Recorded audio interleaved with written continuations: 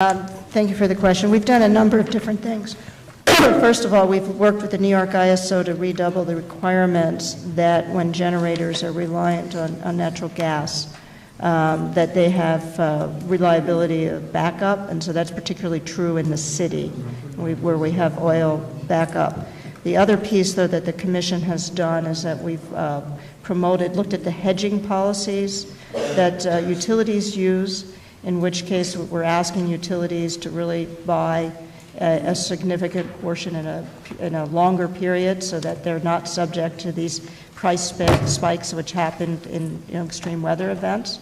And we've also promoted fixed pricing on the part of competitive retailers so that customers have the opportunity to have a fixed price for energy, as well as the other pieces I think are going to be, again, very important is the building of transmission, because the larger we can make the pool of resources, it helps with diversity.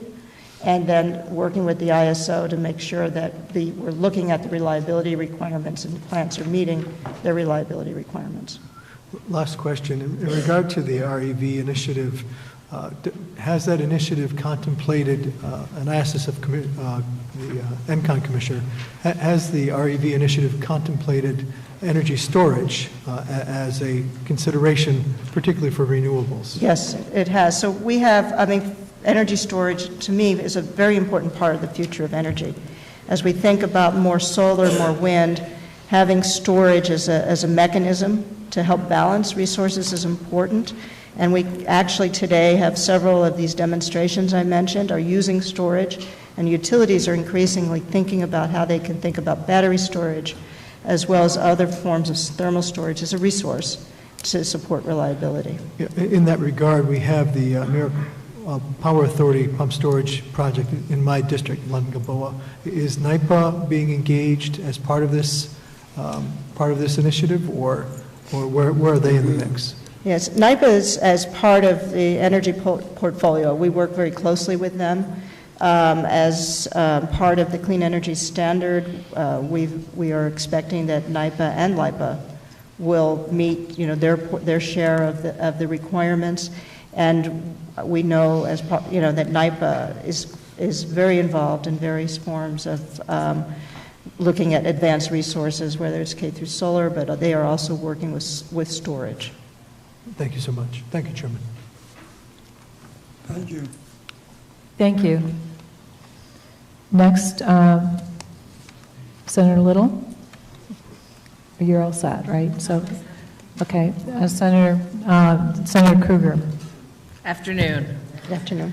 I told you 10 a.m. was a little too optimistic when you said that's what you were scheduled to be here. She saw you in the hallway. So there's so many questions, and I'm going to try to shorthand them. People have asked a number of questions about the Clean Energy Fund and the changes in renewable portfolio and system benefit charges.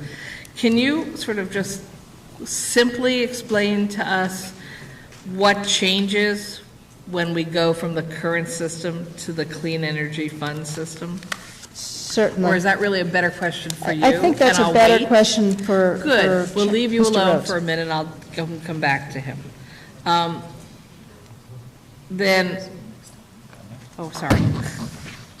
There's been a number of questions raised about transmission expansion, and it probably would be very good for Betty Little's district, but others have voiced concerns.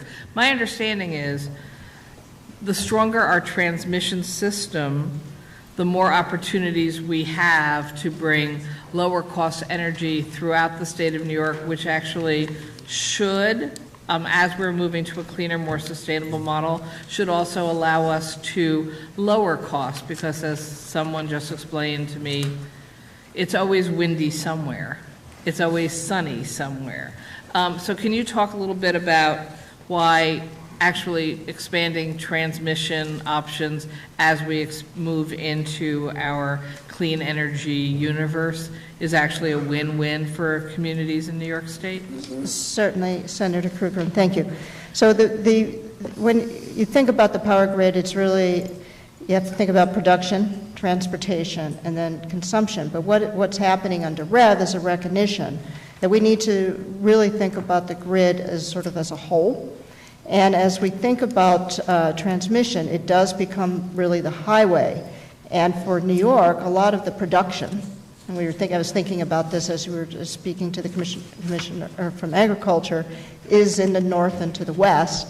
A lot of the consumption is downstate. So having transmission really helps get the goods to market, and it makes it really more cost effective for everyone. One of the things that was our concern when we looked at both the AC transmission and now looking at transmission in the western portion of the state, there are many hours of the year that we can't get our resources, such as NIPA Hydro.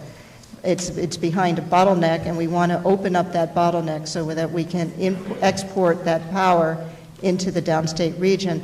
That would be the same for Dunkirk and other units. Having transmission gives these resources a bigger, better market, and that's one of the reasons we think transmission can be important. And I thought I heard your answer before, but just to clarify, so the governor's goal of by 2030, that doesn't include nuclear in the goal. The nuclear is being treated separately. That's correct. The 50 by 30 goal refers to renewables only. The nuclear is in addition to that. Okay. And going back to the clean energy standards, do the requirements of the clean energy standards apply to the New York Power Authority and LIPA as well as other utilities? The Commission doesn't oversee LIPA and NIPA, but the way we've calculated the standard, we are assuming and that NIPA and LIPA will also meet the standard, and they have been good stewards of the environment, as well as in terms of energy efficiency, and I fully expect that to happen. Would it make sense to include them in required in the standard? I mean, you're saying that they're good stewards on this, but would we need to change some kind of statute to ensure that they were included within the same standard? From the statutory basis, yes. We don't have authority today, but again, in terms of the expectation is that they've always committed, and they've actually been good leaders in both of these areas. And you talked in your testimony about various plans to help low-income consumers and protect around overzealous utility rates. We had a conversation maybe a year ago now about concerns with ESCOs, and you were working on a plan of some sort to better regulate and control what they're doing. Has that moved forward? Yes, it has moved forward. We've made several changes with respect to ESCOs, and we have a proceeding pending in front of us now to look at different regulatory changes with regard to ESCOs. In addition, as I mentioned, we've increased the focus on the consumer advocate to look at ESCOs and to make sure that we're weeding out the bad actors. My time is up. Thank you. Thank you. Senator. Thank you. Assembly Warmer. Thank you, Mr. Chairman. Thank you, Commissioner. I have two questions. The first is advanced manufacturing businesses, and I represent Saratoga and Washington County, and we're happy to be home to Global Foundries and hoping at the Luther Forest Technology Campus we will attract more high technology semiconductor businesses. And of course, we have in the Utica area, we've got the Marcy plant now. This is a strategic direction from an economic development perspective to attract these businesses. They are, however, significant. They depend on having significant quantities and very high quality power available to them to be interested in settling in New York. They also need a substantial amount of natural gas to function. In the Capital District region and extending out into Utica, we actually have a power deficit sufficient that it will probably be a block on attracting those additional businesses. So my question to you is, given that our current model says that we don't build capacity until there is a ratepayer, but a ratepayer, i.e. a business, isn't likely to come here unless we have the sufficient capacity. Is there any thought given in how the processes work and how these projects are funded to ensure that that the availability of power and natural gas in sufficient quantity and quality doesn't become the roadblock to our strategic economic development goals. Thank you, Assemblywoman Warner. So in terms of that, we work very closely with economic development. When we are aware that a customer wants to site in the state and there's an issue in terms of interconnection, we will work very closely with the utilities. Utilities often will also have economic development grants that they will give. And so we try to make certain that power, whether it's electric or energy, I would say, should never be an issue. And so if, in fact, there are situations that you're aware of where it may be a matter of concern, please reach out to us, because that's something that I absolutely agree with you should never be an impediment to someone locating in this state. You know, the challenge, of course, is that the regulatory process for building capacity, generation, or transmission is about a 10-year process. So imagine a very sort of slow flywheel, where the economic development process tends to be a pretty fast gear. And so the challenge, I think, is to figure out how to sync these things up in a way that we are building capacity in advance of having a specific need. So we're not waiting until somebody has said, I want to come here, because you can't say, oh gosh, it's great that you want to site here, but we need 10 years to get you the power that you need. So one of the things that we have instituted under REV is a program what we call distribution system planning. What we're doing is requiring the utilities to really put together their capital plans and what they envision will be the requirements for their system, and to make that very visible and transparent. I think that by having those plans in place, it'll also allow commentary about where people believe there may be further economic development and where the utilities may not be aware of what future needs might be. The difficulty would be is if you did a build and they will come, then you're putting cost onto other ratepayers that may not be necessary. So we need to have a better process. We've also instituted a statewide energy planning process. We're looking at statewide needs, but I'm hopeful that this distribution planning process could shed better light on what utilities are thinking the growth is. And that may allow communities to better say, well, we think there may be more growth, or we're attracting more growth here, and we can look at that. The other aspect of REV, which I think is relevant here, is the increasing use of distributed energy resources. As you know, one of the issues is often about transportation. But with REV, we're beginning to recognize that distributed generation itself can be reliable, not just for power quality, which becomes a very important issue for these businesses, but also to make sure as we're building out the grid. And if we have the right economic signals and we value these resources appropriately, then we won't be companies may not be as reliant on the build out. So I think it's the combination of much better and much more transparent information and the opportunity to use distributed generation better can help to begin to solve this issue. One more quick question. Anaerobic digesters. The technology is now matured. Our producers have perfected their practice such that now these digesters are actually very reliable base power producers, and yet the producers are still paying a demand charge under the current net metering standard. Is there any consideration being given to exempting anaerobic digesters from the demand charges? One of the things that the Commission is doing under REV is to really re-looking as to how we price out the value of distributed generation on the grid, because pricing was always historically has always been based on a thought that the demand was not going to be able to be a producer. Right. Now we need to really rethink that, and so we have a proceeding going on right now where we're taking a look at how we price out the value of distributed generation. And included in that as a consideration are the standby charges appropriate given what we're trying to do relative to the use of distributed generation as a primary resource. Great, I'm very glad to hear that. Thank you very much for your time. Thank you. Senator O'Mara. Thank you. Thank you, Chairwoman, for being here with us today. I'm having a little trouble getting my arms around the Clean Energy Fund and how we're spending $5 billion. It's over a 10-year period, is that correct? Correct. So is that $500 million a year for 10 years? Correct. And where's the source of that money each year? The source is through ratepayer collections.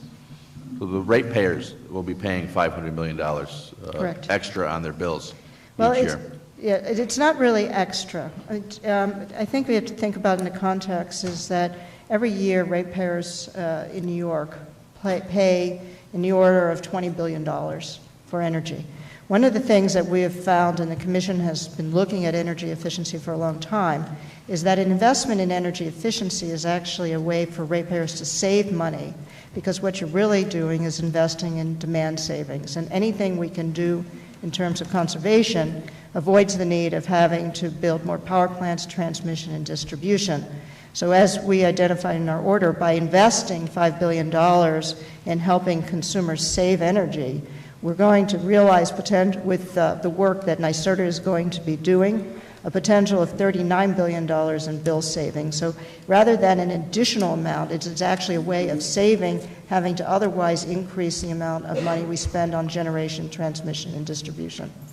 What is happening with the charges such as the RPS, SBC, EEPS, and 18A? Are they continuing on the customer's bill as well? Well, if I can take them in sequence. So one of the things we've done with the Clean Energy Fund is actually reduces the charges that today are in this system benefit charges and for the RPS. So as I mentioned in my opening statements, immediately we're looking at a $91 million savings in 2016, and over the 5-year period at $1.5 billion. 10-year period. 10-year period, it'll be, thank you, $1.5 billion. So those charges are going down. With respect to the energy efficiency charges, those are continuing. These are utility programs, but we've also capped those, and that we're expecting, again, with REV, that we'll begin to think about how energy efficiency and these types of distributed energy resources really can become highly valuable for customers and be really part of a business and take them away from mandated charges, but really become the way people both consume and use energy. So the whole idea behind REV is to really animate third-party capital and take down these charges over time. What figure did you say is currently collected annually in these fees? The current collection is for So 2006 the current collection in the year 2015, current enough, the collections were approximately $925 million in total, of which $250 million were administered and spent by utilities, and of which $675 million were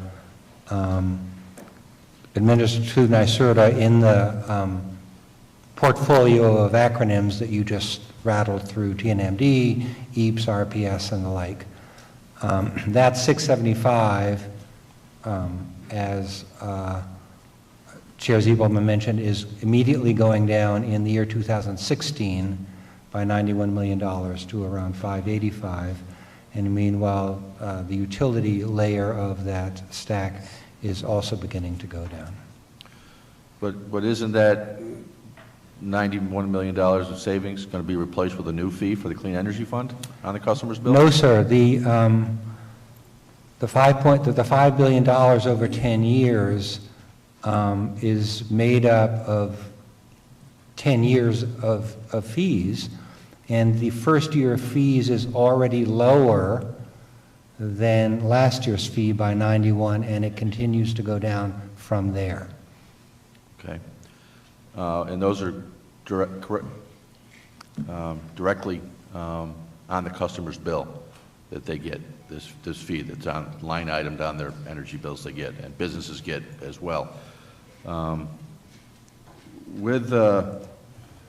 lost my train of thought now. My time is up, but I'll take another 5 minutes. I'm around. Yeah, I know you will be. You need to get to me yet. No, I know.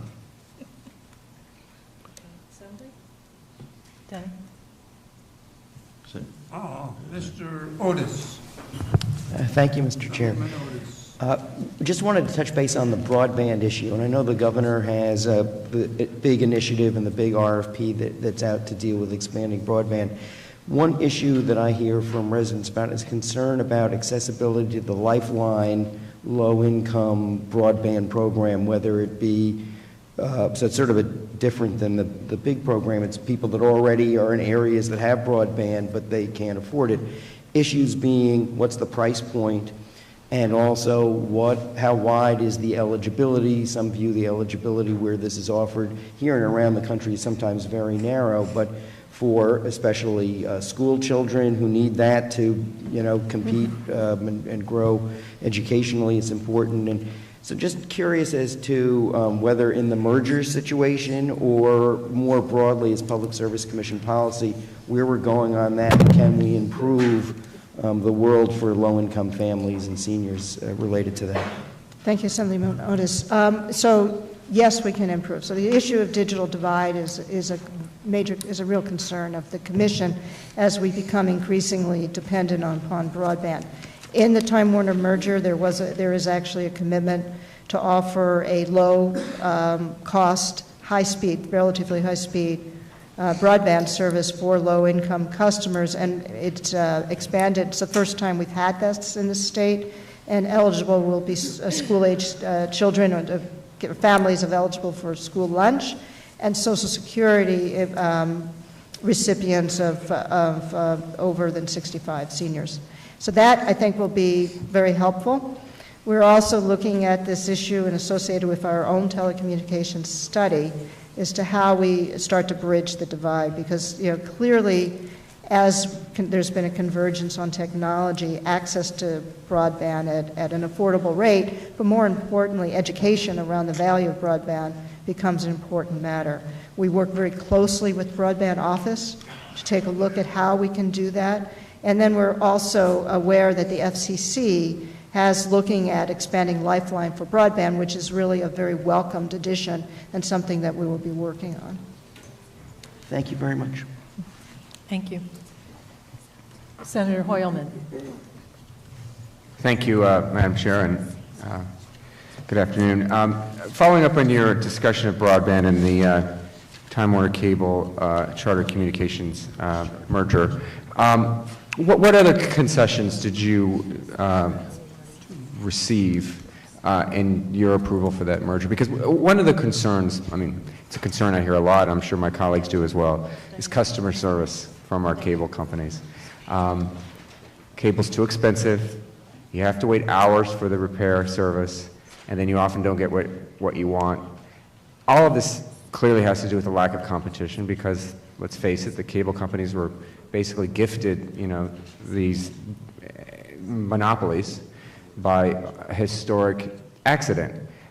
What else can we expect to see in the Time Warner Charter merger that'll help my constituents with customer service? Thank you, Senator Hoylman. There are a number of things. So in the Time Warner merger, we have a very specific condition around customer service. We're requiring them to show about a 35% increase or 35% reduction in complaints around customer service, because that's something we hear about a lot. Is people are complaining about cable service. The other thing that we've done is it required them to maintain the $14.99 entry-level broadband cable service that Time Warner has today. That's the everyday low price for customers who are already on it. We're grandfathering them for 3 years, and then for new customers for at least 2 years. We certainly didn't want to lose that service. They're also agreed to offer a standalone broadband as a single price statewide. That's very important because what we often see is that downstate where there's a lot of competition, you'll have very different prices than upstate. By having a statewide price, we'll have the advantage of competition, which should also help customers, and that's at a very good standalone speed. Then, of course, the other major issue for us is access, and that's where we have the commitment that they will build out within their footprint at 100 megabits by 2018 and 300 megabits by 2019. That is extremely significant from the state's perspective because, as Assemblywoman Russell stated, we don't want to have a have and have-nots in terms of broadband speed throughout the state. So the combination of what we've gotten from Time Warner, plus the work of the broadband office and the RFP they're letting, makes us believe that we're going to have statewide people having broadband speeds of at least 100 megabytes in the next several years, which is huge. That's terrific. Are you aware that Time Warner Cable it has really fallen behind its competitors in terms of providing access to the blind and visually impaired?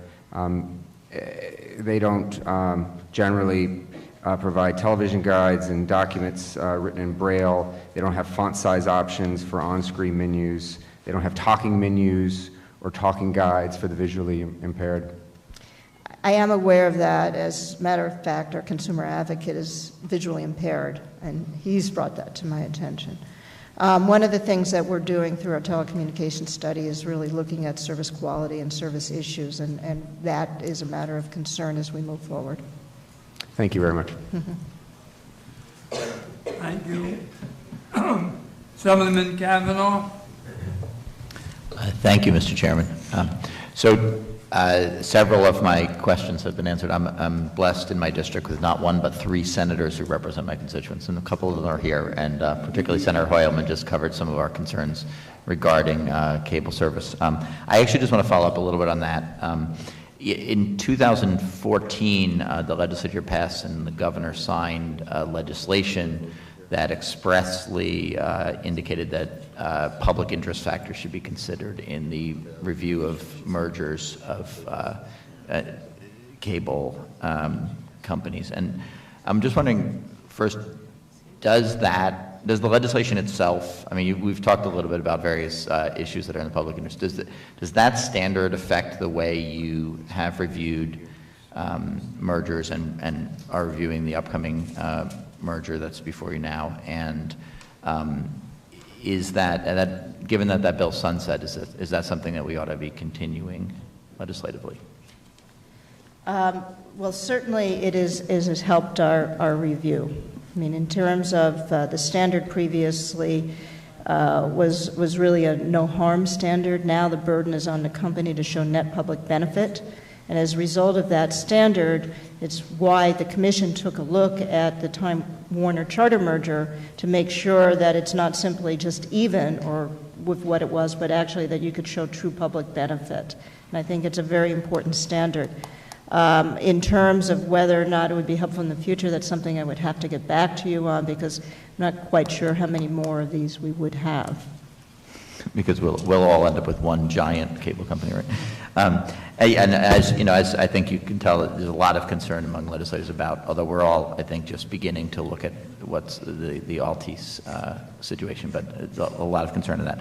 I also just wanted, we've had a lot of coverage of the energy issues. I think I may have an additional question for President Rhodes on that, but just acknowledge that the administration is doing a lot to impose standards and move towards a lot of these targets that the governor has been announced in the last few months are very ambitious, and I think suitably so given the climate change challenges.